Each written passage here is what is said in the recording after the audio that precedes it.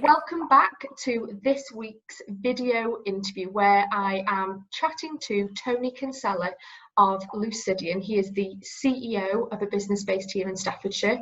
So I'm Kerri-Ann Hargreaves, and let's dive straight in. So welcome, Tony. Thank you so much for joining me. Thanks, Kerri-Ann. I'm pleased to be here. So it's great. Here we are, heart of Stoke, centre of the universe, as I say to every person that I talk to. Welcome to the centre. And it's great. Here I am. I've got 190 people here in Stoke and another 70 in the USA. Wow. We're a growing, thriving business around materials. So partly to do with our history, hopefully to do with the future of Stoke-on-Trent. But yeah, great to have a conversation. I love that you are a champion of the local area as well, Tony, and that comes across in all the social content that you put out there as well. I think it's really important. Yeah, look, I'm passionate. I'm Liverpool born and bred, which people will pick up from the accent, I'm certain. But I have a passion. I've been here 16 years in Stoke. People are just wonderful. We need ambition for the city. I say it too often. People get bored. We look back. Nothing wrong with that. But that's our history. We have to make new history. We have to look forward. And it's great to have, I'd like to see much more ambition from the city as to what we might be. And I think people like you, yes, people like me, there are plenty in the business in this city who want to make our new future. And that's what drives my energy and enthusiasm. You're so right. And I love that you do have that enthusiasm for identifying new ways of championing people, even in your business, don't you, in terms of bringing through talent and wanting that process where people learn and grow. And you're absolutely right. You can't always look back at history and dwell on it. We need to make the new history, especially this year. we need to eradicate this year. Yeah, we need to make 2020 history as quickly as we can, can't we? It's been a bad year for us all in so many ways, but we need to get it done, get it behind us, but build on it. It's actually, for those of us who come out at the end, it's been a tough exercise, but it's made us stronger, but we need to build from it. I actually put a LinkedIn status on there today saying that it's made us as a business stronger. It's been a really tough lesson, but actually as a management team, as a whole business, we feel like we've come out of this in a stronger position and a much tighter team. And we feel like we're doing better as well, just as people, as humans. As human beings, Yes, and I think you're right. So it's now about, it's the building blocks now. Let's make 2020 history, but let's add something positive to it as we go out of the year and into 2021. Yeah, absolutely. I love that. So the reason why I want to chat to you today is because you're very, very social, aren't you, in terms of like how you put out content on LinkedIn about Lucideon and its growth plans and its successes. And you popped a status out there a few weeks ago that really resonated with me as a female leader. And you were talking about gender equality. You were talking about how you just hired 9 new people and 5 of them were female and in senior positions. And I thought, this is what I want to see, especially in my hometown. Yeah. I just wanted to talk to you about it and say, first of all, thank you. But, how does the business approach that? Has it done anything specific or? Well, no, we're growing. So yes, we've put some focus on growth and like everyone, come March this year, the brakes went on and we said, whoa, what's happening here? We're in clearer waters now. So we said, yep, we've got to get back. We've got some really strong business coming through. So we've got to get back to growth. And we have people. So we did not go out to say we're going to recruit in any gender balance in any way, shape or form. In fact, I find that sort of let's set some targets. I find it quite abhorrent. And so does my wife. We just value people for what they are. So we just went out to recruit and we've used you guys as part of that. It was almost then that I sat back and just said, well, internally, these are the numbers. We've still got some more recruitment to do. And it sort of caught my eye that, actually, Mrs., we brought in more females than males. And why should that be of note? It shouldn't. but I guess that says something about me that I did notice it. And then I thought, yeah, I'm pleased. And one of the sparks, I guess, to my social media input was one of the young girls that just joined us. And in the interview, she said, do you do anything, Tony, about popularising, STEM as a career for women? Wow. And it was a great challenge. She's an MN, very bright young girl. And I said, well, actually, Ocean, no. And her face dropped, and I joked with her, well, actually, I've got this movement for equality for men. So I'd like you to sign up for that. And she didn't quite get what I was saying at first. Yeah. And then the recruiting manager, Joanne Booth, who's head of our construction. Yes. Just ignore Tony. No one signing his equality for men. We're in the right place. And it was that bit of banter. So the joke, of course, Kerri-Ann, is that women are already in the dominance in my business. Yes. As I sit here, I couldn't tell you how many women and how many men I've got in the business. Crudely, I've no interest. Yeah, because it's about people, isn't it, Tony? Exactly, and exactly. So that to me is, maybe this is rude, but I just see people as people. No, I agree. The more opportunity that men and women are seen just as people, and their level of contribution, their skill set is the item on the agenda that's criticised, rather than their age, sex, marital status, because all these things have been judged in the past. We've seen it from our client base. We've had to educate a lot of our senior managers on, actually, you shouldn't approach your recruitment strategy like that, because some people do, and they still do. We still have those challenging conversations. But I think, going back to that question that you were asked by that candidate in an interview, that is brilliant. The fact that she's challenging you as a business leader on that topic that clearly is such a passion for her. What a great interview. So I really hope she was one of the people that you hired, because she's going to make a difference. Yeah, she's hired. I just chatted with her in the mess room yesterday. Great. She's in the jeans. She's doing engineering. She's doing practical. She was mucky yesterday, and she was in heaven. She's doing practical engineering, and she's really enjoying it. So, she got hired. And interestingly, I've just walked across back to this building to talk to you from a meeting around, we were about to launch our materials community. Right, okay. And I was just being asked about what do we think about having a mini community in there. That I'd said, how might we bring forward women in STEM? And I didn't raise that subject. And someone else did. It was the team there, and full on board. So as I walked across the road to get back to this building, I thought, I know a young lady who would be passionate in my business to lead that. So she made a statement. I hired her, and now we're going to probably get her to do some real dynamic leadership about the power of women in STEM. So fortuitous. And I think the difference is, because I can already guess now, and I can establish from what we're talking about, is that you don't go out there to hire specific people. You just hire the best talent on the market. So the fact that you're doing it as the CEO, because most CEOs, most senior business leaders often don't get involved in recruitment. And we know from partnering with you this year, you do, and you're vital to it, because people buy into you, Tony. And they believe you because of the things that you say. I think it's wonderful.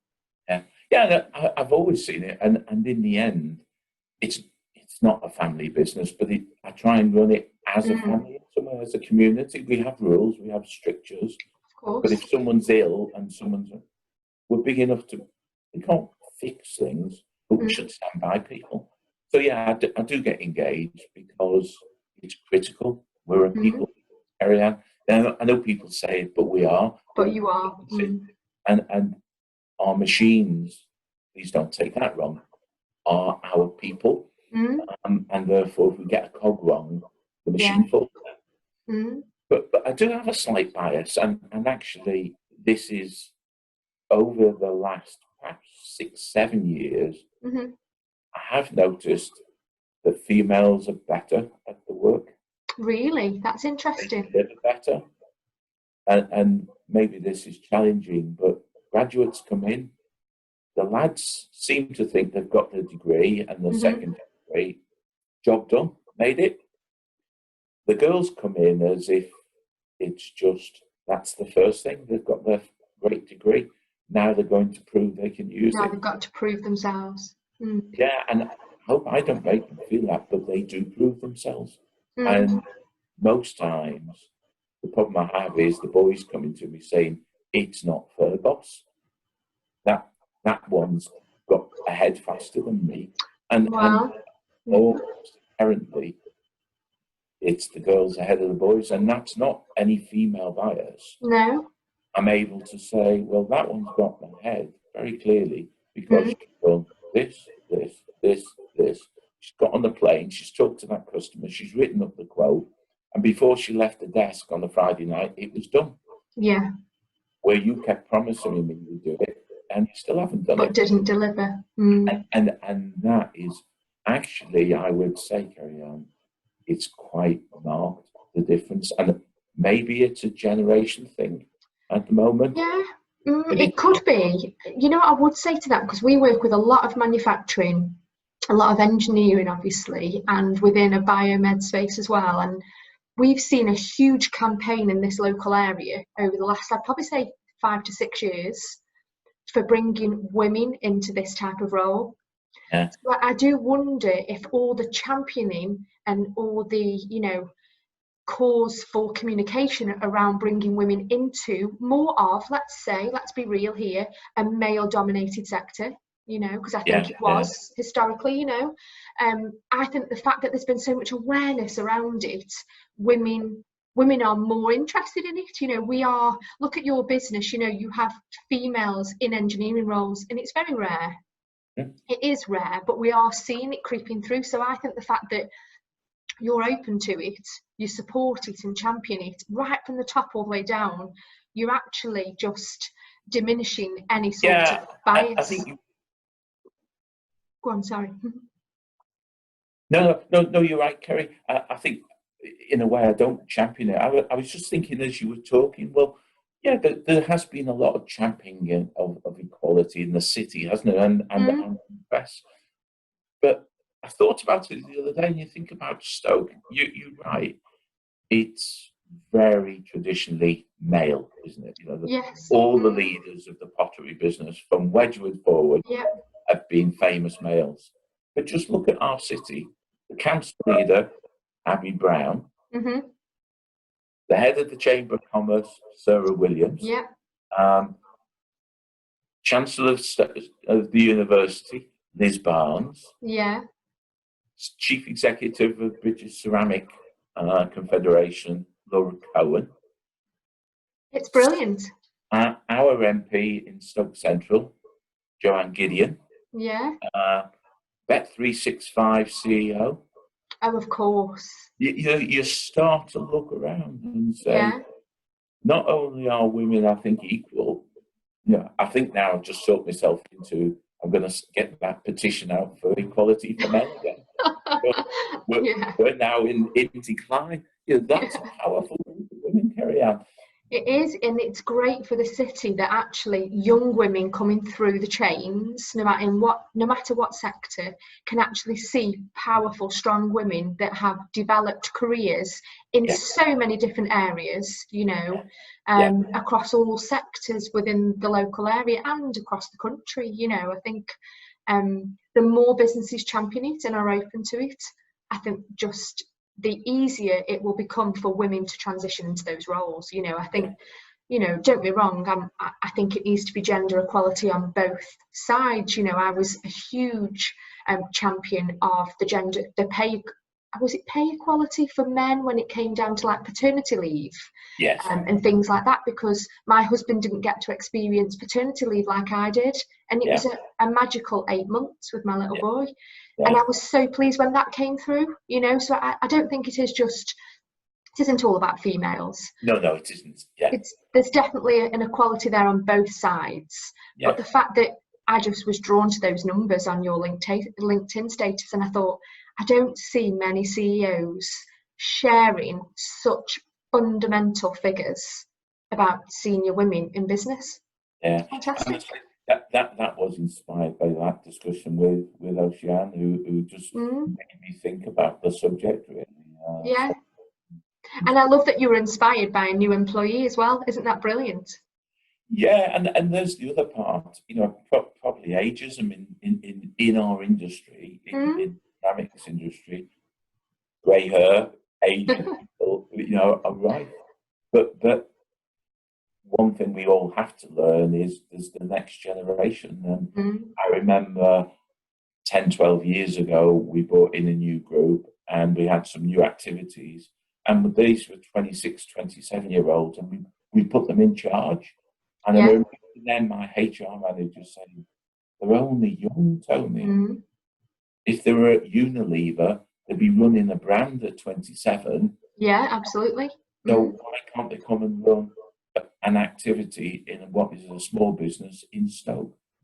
Surely, you know, age shouldn't be the barrier. And I suppose I'm a bit of, you know, an evangelist for just equality. You know, people are people. It's where we start the conversation, Kerri-Ann.